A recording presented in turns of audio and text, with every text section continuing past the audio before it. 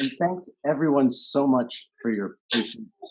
Emma, Krystina, it's really great to see you, to be back on again. Didn't Um, expect we're being being very joined patient last time, so I'm not quite sure. Oh shoot. by, we're joined by my daughter Rosie, who you can see in the mirror here, who's exploring some toys that we're preparing for our son, who's due in a month. So I just want to thank you guys for your patience and everybody who's joining us today for their patience. Many of us are at home. Many of us are also, out in the world doing the essential work that we have to do so that we can all, be safe and continue our lives together as we can. Krystina, Emma, and I have been working closely together over the last number of years to work with the Anji play approach and this idea of true play. Emma is in Budapest, Krystina is in California, as am I.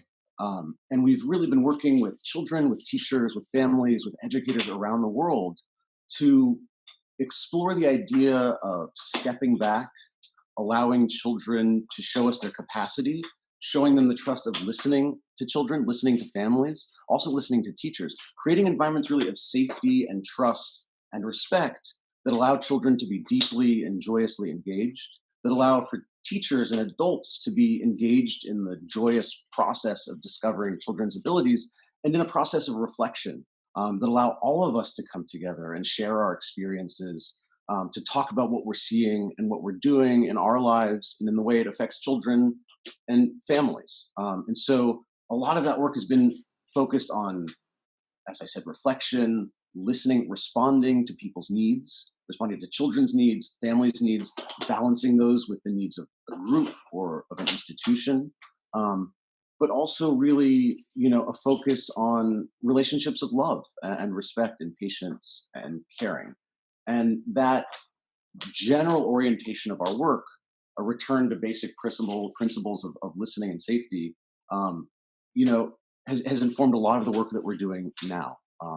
And Emma and Krystina and I have been meeting, for months, years, regularly on Zoom to talk about our work, to share videos of children engaged in joyous discovery, to talk about our decision making, both individually and as a group of people who are trying to learn about this really important shift that's originating in a rural county in China. And so we wanted to use this not opportunity, but take this time to share some of our discussions with you, to bring you into our process of reflection, hopefully bring your voices into the discussion as well, as we perhaps move forward with this new format. And so it's new to me, in some sense, the broadcasting live. And I also am used to sharing a lot. And so it's a challenge for me to listen better. So I thank you all for your patience. And I want to give everybody room to be heard so that we can all respond together. I think the last thing I say before we jump into our conversation is that we really need to acknowledge that things are not great for lots and lots of people. Things have not been great for a lot of people in a lot of places for many, many years, forever. Structures of power, disenfranchisement, marginalization, systems that don't respond to people's needs with support and love and listening and reflection. Those things are being magnified right now. And so, first and foremost, as we communicate with our Anji Play and True Play pilot programs in the United States, we stress the critical role of responding to the basic needs of children and families in this moment. Food, shelter, children that are in unsafe situations, the school and the teacher are an important bridge or contact point for the coordination of resources. So if our understanding of children's development and learning is that we respond to their needs and the needs of families, right now we have to attend to those needs. We also have to attend to the needs of teachers. So schools play an important role in understanding what their teachers are experiencing right now. As parents, I'm a parent. We have to understand the needs of schools. For many of us in the United States, our schools are not publicly subsidized. And so just as we are suffering, so too are the programs and the teachers they support. So seeing, reflecting, being there to listen to people's needs and, providing responses that balance our needs and the needs of our community is, I think, a way that we can all lead in our work. And so I want to open it up to Emma, to you, to Krystina, I'd just like to hear more about what your work has been like, in the last couple of months, sort of as you have been dealing with this sudden shift in the expectations and behaviors of, children's experiences on a day-to-day basis.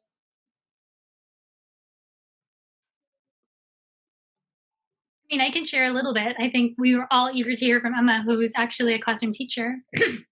I'm working a lot with teachers during this time and our pilot programs and, really seeing what needs those teachers have, but also refocusing, like Jesse was saying, on what are the needs that these families are expressing to us. We can bring online learning to families. We can do the best that we can to figure what that means for each individual situation. But first, before we can even think about that, how can we make sure that all the families that we're working with, all the pilot programs that we're working with, that they're taking care of the family's basic needs? Do they have shelter? Do they have food?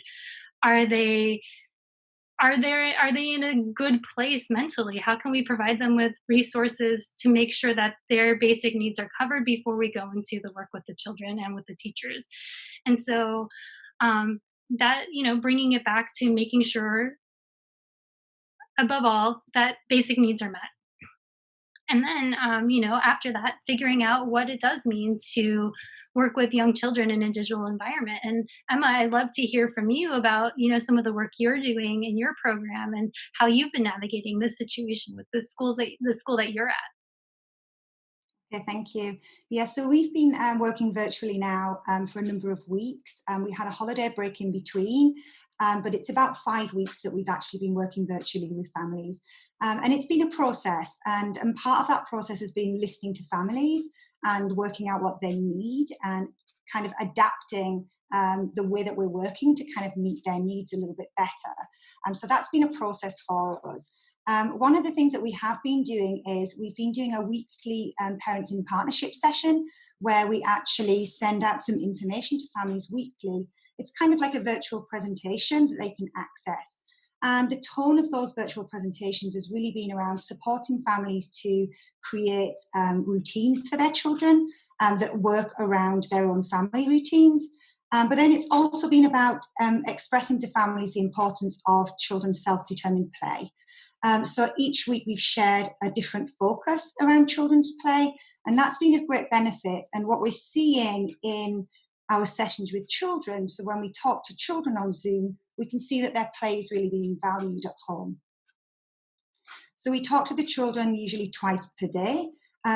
First thing in the morning, we have like a morning meet where we do a read aloud with the children, and we read a story, we reflect with them, but generally the conversation ends with, what are you going to go and play today? And that we really look forward to hearing about your play later. So that idea of having time to play is really like pertinent to the children's day. And then when we meet in the afternoon, we have a time for reflection with the children. And that time's like a really special time. We've designed that session in small groups. So rather than having like whole classes, we're having that in small groups. And the purpose behind having the small groups is making sure that children all can be listened to and heard and have their ideas and their play that they want to talk about valued. And those have been super interesting because the children have started to really lead those conversations. Like in the beginning, we felt like we had to do a lot more questioning to kind of lead the conversations. Whereas we've come to a stage now where we're really noticing that the children are confident to share. They have really great ideas about what they want to bring to share. Usually it's a model or a drawing that they want to talk about, a piece of artwork. Just it depends what they've done in their day and what's of value to them. So it's really just about valuing their experiences and creating space and time to hear their stories about their day. And I had a really interesting experience yesterday where a number of children brought their Lego constructions along. So a particular group is quite interested in Lego construction. So they brought their Lego constructions along with them. And then when they shared their Lego constructions, they started to question each other. And they had questions like, how many pieces did you use to build your model? And then they started to share and really question each other. So we've seen those afternoon sessions really go through a process where the adult had to kind of take more charge of the situation.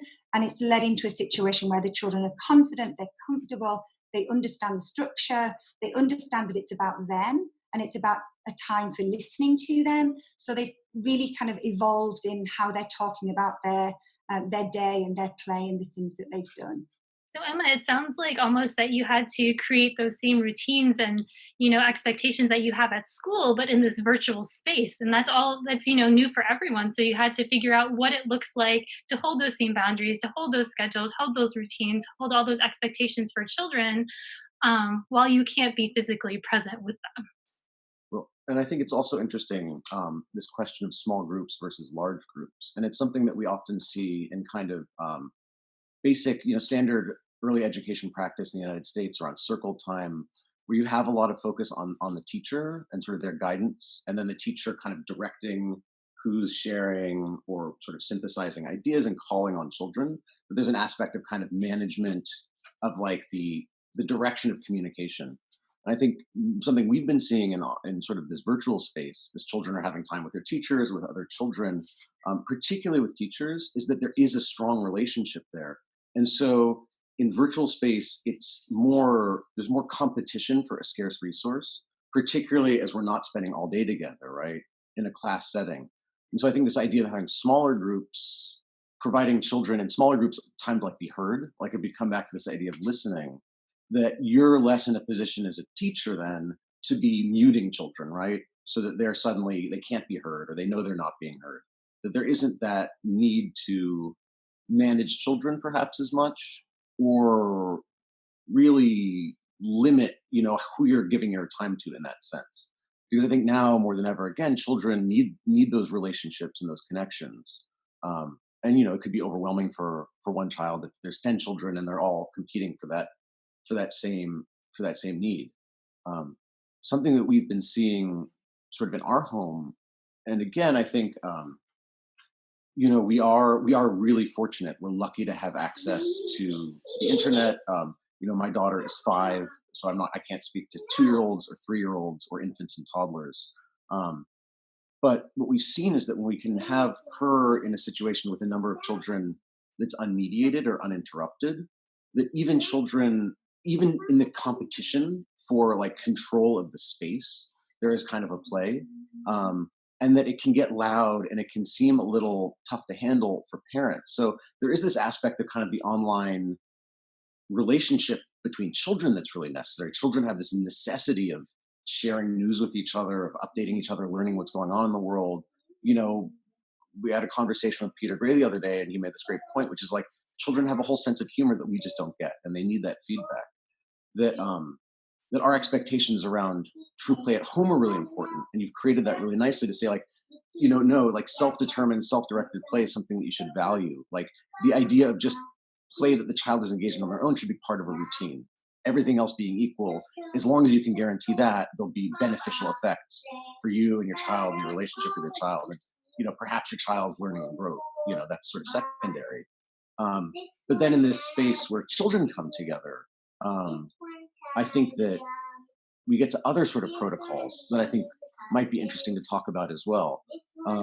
In the practice of Anji play, or in really high quality programs where teachers are observing children actively engaged in sort of deeply engaged and joyously engaged in the activity of their own choice, they know how to step back and be comfortable or be safe or have boundaries around children saying things that make them uncomfortable or having conflict or doing things that are risky either in a physical sense, but also in a sense of, does the child know the discovery they could be making right now? I want to help them get to that discovery. There are all these places where a teacher that is skilled in stepping back would not step back and could gain a lot of information which would allow them to respond in an appropriate way.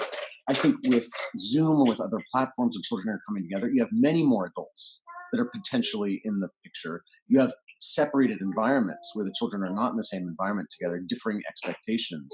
And so, I'd be interested to think about what an adult's role could be in being present and observing when children are having this uninterrupted and unmediated time online, or whether you think the children should just sort of have at it and this is a time for adults to just step back entirely. Yeah, I think there's 2 layers to what you're talking about. I think one of the layers is to do with the kind of classroom layer that we've created. where it's about listening and reflecting as a class group together. So I think that time has, that's where the adult does have a role to kind of facilitate that conversation. So that conversation is a direct reflection on the child's day. And it's about sharing about their day. And we've created, obviously, that time and space for them to be able to do that. But there is a kind of a role in that of the adult reflecting with the children. So one of the things that we do in those afternoon sessions is we bring photographs and video that the parents have been sharing with us. And we use those photographs and videos as kind of a tool for reflection. So as well as the models they might bring, the pieces of artwork they might bring, there's also some kind of on-screen stimulus for the conversation as well in terms of photographs and videos. And the parents have been really generous in kind of sharing those with us so that we can use those during those Zoom times. And that's been like a very interesting time for the children as well, because they're seeing like a window into each other's homes. And that's been really important for relationship building. So those times are kind of mediated by adults in a sense. And they are guided by the adults in terms of facilitating the conversation where necessary. But like I say, the children have become really confident in doing that, some of that facilitation themselves. And that's like a very much a reflective setting, right? And so, Absolutely. in Anji, in the Anji play approach, the adult plays a role in creating the conditions for the children to have that opportunity to reflect on their recent lived experience, right? So, there's that sort of, we can think of maybe, I think if we can think about Anji play or our work, if we're thinking, okay, you reflect on the resources that are at your disposal, you think about how those resources can be put in the service of discovering the child, understanding the child, creating a record of the child that the child can respond to so that they can reflect and build on, I don't want to use the word build, but like, so they can reflect and consider perhaps the things that they've done and the things that they might do. And again, creating a space where those children are not directed to particular insights, and how we think about that and the intentionality of our language, and how what we are observing and what we're recording sort of is determinative in some sense of what the children then reflect on.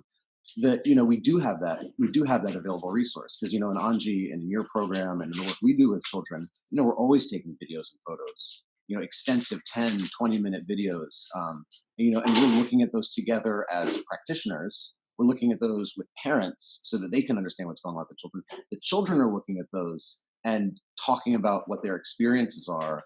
And then, we even, it gets even more meta, where if you're a teacher working in that setting where you're in a class and the child is responding to a video and you're using your language to clarify what the child has to say, that then you're being video recorded. And as a teacher, you can reflect on your practice. So there are all these layers in which we can use like the available technology to aid in the process of discovery, or aid in the process of reflection, or be part of, a process of like co-creating or creating meaning, so that children, are seeing technology as a means to have reflective experiences where they're reflecting on their experience, expressive experiences where they're making it known what they're processing and what they're thinking, what they're experiencing, naming those experiences. But they're also, and I think in our situation, also actively using that technology to create their own meaning by taking pictures or drawing on an iPad, or just how they manipulate. Yeah. And or just how they manipulate the settings on Zoom, right? That's an efficacy and like an active role. So I think for us as well, and I don't know how this has been working for you, Emma, and I mean, Krystina, you can speak to this too, is that we've seen a moment now where we can also use technology to bring teachers together in reflection, because teachers reflecting together is such a critical part of this work. And oftentimes in schools, that's not possible. And so I know, Emma, for you, you do have that. I mean, can you tell us a little bit more maybe about how you're reflecting with your colleagues, or how you're using technology to make that a part of the process? Yeah, of course. Yeah, each day at the end of the day. So once we finish working with the children, we're having like a reflective meeting together each day where we talk about what's happened that day and we reflect on it together. And then we talk about like the next day and into the next week. So we're kind of just discussing the children all of the time. And really, like, the heart of those conversations is about the children and what we're noticing. What kind of interests are we noticing that the children have? What kind of things are they bringing to share? How can we kind of facilitate those conversations better? That was one of the things in the beginning, where we talked about using photographs and video. And that was kind of like, oh, this is going to work. We'll have photographs and video. We'll do that every day. And actually, that turned out to be a little bit overwhelming for the parents because they felt a little under pressure to be sharing photographs and videos constantly with us. So we spoke to parents and just explained that we don't expect something every day from every child. You know, if there's just some things to reflect on in each day's meeting, it doesn't need to be every child every day. And that's just reduced a little bit of pressure for them. So yeah, I think as a team, we're kind of reflecting on what we're seeing from the children, but we're also reflecting on what we're hearing from the parents. So it's been about listening to children, but also listening to parents and reflecting on that and kind of adjusting our processes to kind of meet people's needs. Because one of the things that we have become like really aware of is that every family really has different needs. And I know Krystina mentioned that at the beginning. Like in our situation, there are families with additional siblings in the household that have their own Zoom meetings. So for some families, it was not having enough devices to join Zoom meetings and things like that. I think one of the main things has been about kind of taking that on board. We're really lucky to have kind of parent representatives that work with each class. And in our early years program, we have some really fantastic parent representatives who have kind of been that sounding board, and they've been collating that information and feedback and sharing it with us. And that's kind of enabled us to kind of reflect and talk about things and adjust our processes for families. This is making me really reflect on how, again, going back to like the basics, going back to the families, going back to the children. Sure, there's this, a terrible situation going on all around us. But as schools, we get this amazing opportunity to almost clear the clutter away, like not worrying about this professional development or that professional development or this thing that you're learning or this other thing, but really taking time to reflect on what's happening right in front of you.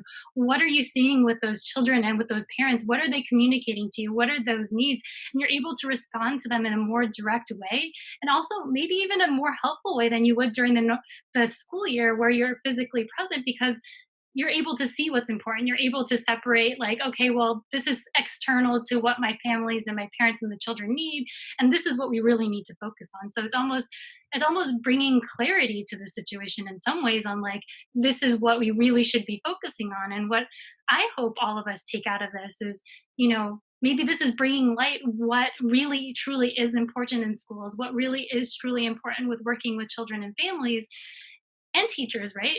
The teachers, at the end of the day, if they're given opportunities to really think deeply and reflect together, they're going to be able to come up with solutions like you were talking about, Emma, like, okay, well, it's too much for the parents to provide photos and videos every day, but we can do it like once a week and we'll make that work. And so really meeting the parents where they are, really responding to their needs in a way that we sometimes dismiss previously because of all the other things that we're accountable to. And I think, there's also this idea of saying, like particularly now or especially now. And I think that's true, right? Like there is this sudden change. Suddenly schools, which are oftentimes either a refuge for children or a space where they can come together, where teachers who are professionals can create a common experience of safety and routine, right? That suddenly that's being distributed to everybody else as a responsibility. So adults that don't know their children really, because they don't know them, but they don't have as much time in the day. You as a teacher are a resource about who their child is. So if you're engaged in a process, and if we talk about sort of particularly now, but for us, it's always Anji play or true play. It's about relationships. It's about balancing needs. It's about listening and trust and like meeting people where they are and then reflecting. So it's almost shifting. It's showing. It's clarifying why that you can say particularly now, but always is critical, right? Because to lead in a family or to lead in a classroom is to respond to and balance people's needs, to embrace, and children are doing this all the time, embracing the uncertainty of the unknown and responding to the present to create safety and either meet people's needs or allow them to meet their needs in a healthy, safe way. So I feel like we can start having a conversation in more specific terms about why a lot of other considerations are not sort of core to the mission of learning or teaching or schools. So yeah, I mean, maybe that is an opportunity, right? Like it's kind of making it clear what children need to everybody. And I think that in the way we respond to needs of parents, and I know Krystina, you and I have been working on this with how parents are communicating their needs to teachers and parsing through that. I think a lesson from Ms. Chung, when she started this approach in Anji in 2007, 2008, when she asked teachers to step back when children were taking risks, she got a lot of pushback from parents who were like, this is dangerous, this is dirty, this is, unsanitary, this is unhealthy, they're wasting time that they could be wasting learning. They could be using learning, appropriate Freudian slip there.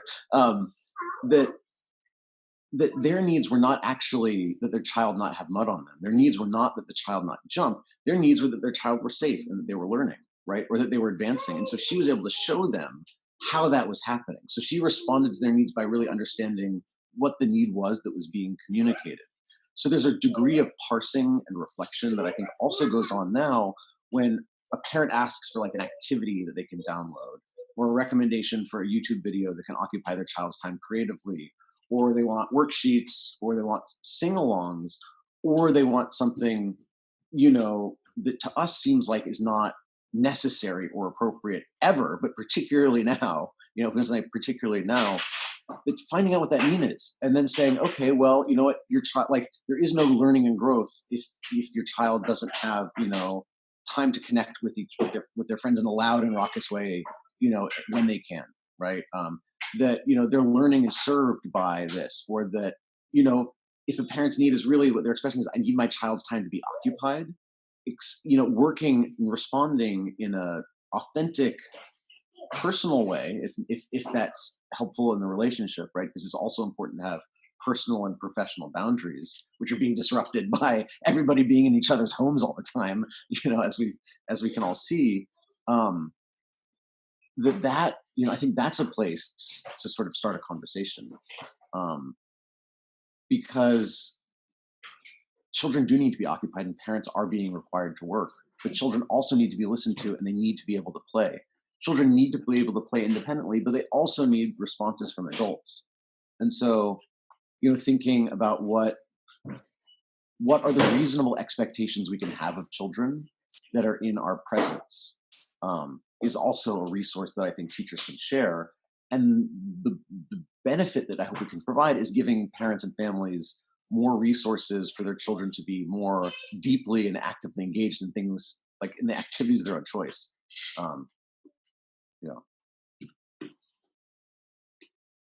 Yeah, I mean, I think one thing I would say about that is the parenting partnership sessions that we've been sharing with families. We've tried to kind of support them with ideas for play. And we tried to really support them with ideas for play that can be set up easily in the home. So using resources that they have available to them. So they're not feeling like under pressure that they need to go out and buy this beautiful set of new blocks because that's what we have at school. But just things that they can find within their own homes to set up that play so that children really can engage deeply by themselves while their parents are working. So we've shared a lot of kind of information with parents around sensory materials that they could use at home that we know young children will deeply engage in for a long time. Even just setting up something like ice in the sink or water in a tray, or something that the child can kind of experience in a sensory way. But then it's providing the child with like a multitude of resources. So one thing that we've actually been doing in our own home with our own son, because we're kind of living through this with our own son as well, while we're trying to kind of manage our virtual schedule for families, is we sit down with him in the morning and we talk about the things that he might want to do in the day. So we talk about his daily schedule and we plan that out together. And then we kind of ask him like what he wants to focus on and what he might want to play during the day. And he's got a really big interest in water play. So generally one of the things he wants to set up is water play. So we do that together. And then we kind of look around the house and, I offer kind of, what do you want to take to your water tray? Like what resources do you need for this play today? And I think by inviting children into that space where they are kind of taking responsibility for setting up their play spaces in a sense, that I think enables children to really engage more deeply with the materials that they're using because they've selected them. They've been part of that process. And I think that's a message that we're really trying to share with parents, is that involvement from the child and that ownership of their play spaces will actually support their engagement for longer periods of time, which will then in turn support families to be able to engage in their own work while their child plays. So that's the kind of thing that we've been trying to share with families, just to kind of support them in how to set up play spaces with their child at the center of the ideas. And I think that's really important, Emma, because I think that a lot of, the resources that I see that are out there are activities that parents are setting up for their children that they think that their children will like. They don't really ever take the time to really consider whether their child actually wants to do that activity before setting it up for them. So you really nicely walk through like, okay, so it might be the same experience at the end, but how you got there was really different. And I think that's really important. Children know when you're setting up an experience for them to just be busy and to get out of the way versus you really deeply hearing what they want to do and setting up an experience so that they can engage deeply in it. And I think, like as you're saying, Krystina, like children are incredibly adept at understanding what our needs are or what the things are that we want. They get that really quickly. So if you're presenting them something with not the verbalized, but the clear expectation that they're going to do something so that you're not going to pay attention to them, they know that. And so they don't see it as an offer of something to be engaged with that you're also going to be in some way engaged, not necessarily present, but considering the implications of it for their experience or whether or not, like you're saying, Krystina, they want it. I think Emma, talking about how listening is part of a daily routine, making listening part of a routine. I think if children in a daily life in a home want the recognition and ears of their parents, that the more you can fill up the time when you do have with a child with authentically listening to what they have to say, the much more at ease they will be in doing things on their own because they're not seeking that hearing or they're not seeking that response. They don't have to compete for their needs to be met because they're not competing with the adults' needs for the adults' needs to be met, right? So if you're rushing through a schedule, if you're not patient with a child, if you're talking over them, if you're, being sarcastic, or if you're talking in a way that's above them or does not show that they're emotional or physical, if they're not being heard, then it makes it very difficult to occupy their time in other instances where you're intentionally trying to make them not heard, right? So yeah, I mean that aspect of routines creating safety because children know what to expect, children being involved in routines so that you're seeing their ability and you're making them part of, if it was a classroom, the life of the group or the life of the class, you're making them part of the life of the family, that those experiences can transition sort of really nicely into that kind of play because they're a response to, whatever is going on in the material environment. Can I share a video really quickly? Please do. All right. So I want to share this video, and I don't know, do you guys see that? So this is my daughter Rosie here, also hearing in the background. And we do the dishes together. We do the dishes together when we can, when it's practical, but pretty consistently, breakfast, lunch, dinner. And so the water's there. There's a familiarity with the water. I think in the words of Janet Lansbury, this would be like a yes space. She can make the water move around if she wants. And so. What? I'm making egg whites out of soap. Can't see the video, Jess. Let's try this again. Rosie, we're going to try to share this video. How about now? Push play and we'll see. And I know what to make it even soapier. Adding some more. What are you making, Rose? Egg whites out of soap. What are egg rolls? They're big puffs of big bubbly stuff. And I'm making it out of soap. My own choice. Weird, actually. That you're making out of. Yeah, you can't eat it. But the real egg whites you can't eat if they're baked in what is it? Oh yeah, waffles. And I had waffles for breakfast. I didn't really eat them. So you're just trying to make something out of them. Because you don't want to waste. Yeah, that would be bad because right now we can't buy that much food. Yes, it's a virus that's going around. And it's a virus we've never seen before. So we gotta stay home. Some people are even dying. No. Yes, some people are even dying. Rose, look. You never know. I do know, actually. Daddy, are some people dying? So actually, Rosie, maybe do you want to share anything about that with us? I just want them to watch the rest of it. The rest of it? Yeah. Oh, well, that's where it stopped because I answered your question. And then there's a much longer video that's like 6 minutes that I took after that. Can I see it? Well, we can watch it later, but I think that we're going to continue our conversation. But if there's anything you want to share about that? Mm-hmm. No. Okay. I'm just putting deliveries to my toy area. Okay. Here's all the delivery like that. Ah! So, I wanted to share that video, I guess for a number of reasons. One, I think that, again, we have the incredible good luck and privilege to have a space. I want them to watch the rest of that video. Okay, well, maybe I can share it with everybody later online, but right now I'm gonna share my thoughts about what was going on there. Unless you want to share your thoughts about what was going on there. Well, I know what was going on there. That's true.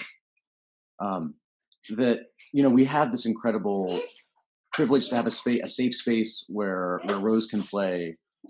We have access to technology, but many people have access to technology. So I don't want to deny the importance of the use of technology in children's lives. And she can have an unmediated relationship with a friend. Even by herself, she can share information. She can engage in play with people that she knows. She was there for an hour before that conversation happened. We have nice rubber gloves for her now, but her hands were very pruny afterwards. So an opportunity for depth of engagement around something that we might not think of as a traditional play environment or play setup, which is related to our routines.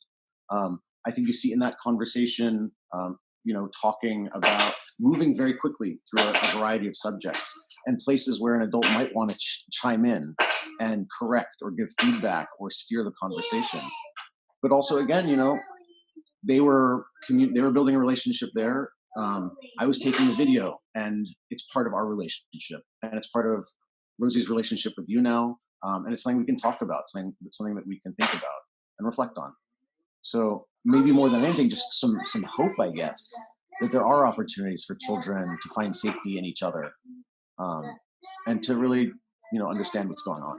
And I think your video clearly shows that children have this need to connect with each other, to share about their experiences with one another, to, just as adults, we're like talking to our friends and confirming, like, did you read this news story? Have you heard this bit of information? They're doing that in similar ways with their friends when given the opportunity. And, I think as adults, we oftentimes make those situations happen for us. But how can we give space to children to have these really, really important conversations with each other, especially when they might make adults uncomfortable? Because, adults always feel like they have to protect children, and we should keep them safe. But protecting doesn't mean that you prevent them from having conversations about hard things that, or things that are hard for adults to process. So I think it's really, that video really highlights and brings to the forefront the real important piece of children maintaining those individual connections with each other so they can connect and process what's going on in the world around them. And I think a challenge to teachers, parents is, can we sit there and be uncomfortable? You know, is that something we're up for? Because children can, and they need that. And the more you're able to do it, the more trust you build in being there to hear what is going on, and Yeah, and certainly in our kind of afternoon Zoom sessions with the children, where the conversation is much more fluid in those afternoon times and is much more coming from the children's perspective, many of our children have wanted to discuss their understanding of the COVID-19 virus, and they have been bringing it up for themselves and kind of wanting to have that conversation with each other. And just going back to what I said earlier, like our role really has been just to kind of be there to facilitate those conversations, just to kind of ask clarifying questions, but really the children are in charge of that conversation, and we're just able to listen and hear and kind of gain understanding to what they're understanding about the situation. And actually the parenting partnership that we shared this week kind of reflected on some of those things, and we kind of shared with parents just some supporting ideas about what their child might be going through. Like you may have noticed that your child's sleep has been disrupted recently. You may have noticed some different behaviors in your child recently. And we kind of just walked parents through this week, like why those kind of occurrences might be happening. And just that's how children process the world. They're going through an experience that might feel quite scary for them, but they don't necessarily know why they feel scared about it. So it comes out in their behavior because that's their way of expressing. And it's just kind of supporting parents to know that behavior is an expression of something, and generally it's something that the child is feeling uncomfortable with. So it's just really supporting parents to know that the things that they might be seeing in their home is completely normal and probably is being seen in many homes at this current stage. And children kind of take their reflection from what their parents are doing. So they hear conversations, they notice how adults are behaving, and then that comes out in their behavior as well. So that was kind of our focus this week with parents. We kind of shifted from the focus on play, because we spent quite a lot of time on that already, and we moved the focus on to kind of understanding children's emotional needs in this difficult time.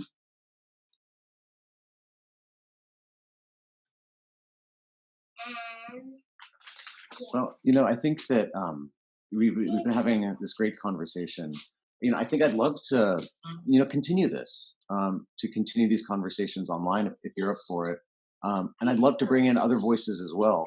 I know today we were talking about, before we got on the call, how children's routines and expectations shift in the home environment, napping, children's needs expressing themselves, like their physical needs. I'd love to have a conversation with somebody like Larry Cohen, who's talking about rough and tumble play and what that looks like in a home environment, what children's needs are around that.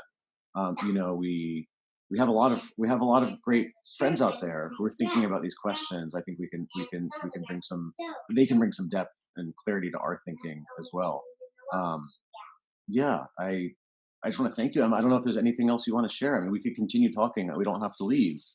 Yeah, I mean, I think just a couple of things kind of reflecting on what's been going on at home, what I'm seeing from my own 4-year-old son. Like, one of the things that we have access to is like a digital profile. And every child has one of those that we kind of collate about them. It has videos, it has photographs, and just a collation of their stories since they started their time in early years with us at school. So because my son is in our early years centre, he has access to that as well. And something that he's been really interested to do in the last couple of weeks, as the time has gone on longer since we've been on site in school together, he has wanted to really look through those photographs and those videos and talk about and reflect on those like past experiences. And the other day he just said, I miss playing with my friends at the water. Like, that's something that he needed to express. And I think by having that resource of those photographs and videos of his kind of historical time in his early years experience, has actually helped him to kind of process the situation and be more expressive about his emotions. So I kind of would advocate that to parents, really, that if they have photographs and videos of their child's school experiences, that they allow some time for reflection on those things so that their child can kind of process the difference between now and then, and also just express the things that they miss and the things that make them sad about this current experience. Yeah. And then I think the second thing was just like going back to this idea, like earlier we talked about the Zoom calls that we're running with children in the afternoon. They are facilitated in a sense with adults, but one of the things that we also advocated to parents about this week is setting up that unmediated time that you just talked about for Rose.